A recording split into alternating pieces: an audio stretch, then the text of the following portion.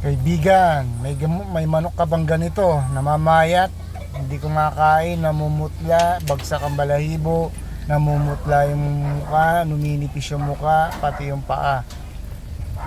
Ituturo ko sa inyo guys yung paggagamot ko sa ganitong manok na may sakit na ganito. Madalas kasi ako sa Manila, kaya napapabayaan yung mga alaga ko. Hindi ko na monitor. Yan, tumatain ng green, ganito yung tae niya. So pinapainom ng kasama ko sa bahay ng para sipon. Wala naman tong sipon.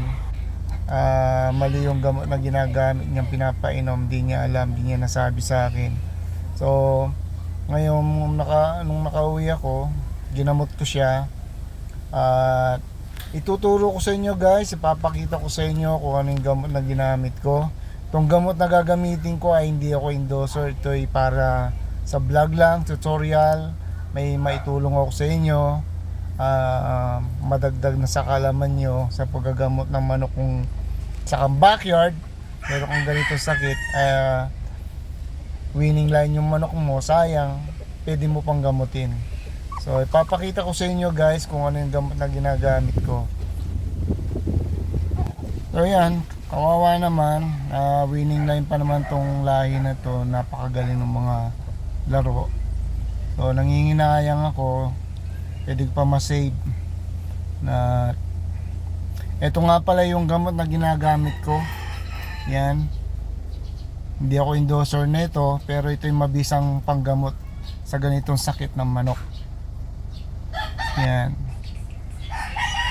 mabisa to guys na gamitin dahil ganito na yung sitwasyon niya, nangangayayat na, hirap nang kumain, uminom. Kaya ang ginagawa ko, ginagamitan ko ng arindela na ganito.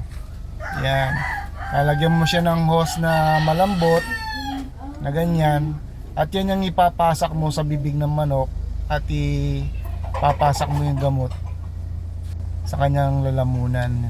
Yan, para mas madali painumin ng gamot. So umaga't hapon ang pagpapainom ko ng gamot sa kanya.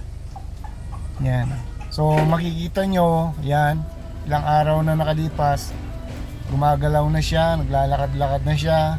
Saka huwag niyong papakainin guys na marami, kailangan talagang gutumin mo siya, paunti-unti lang yung pakain mo sa kanya hanggang sa maghanap talaga siya ng pagkain niya. Ayan, malakas na siya at lumakas na rin ako kasi na-stress ako nung nakita kong namayat siya, nung may sakit siya. Ngayon pagaling na siya, malakas na rin kumain. Kaya natutuwa ako na nagamot ko siya. So sana guys may naitulong ako sa inyo.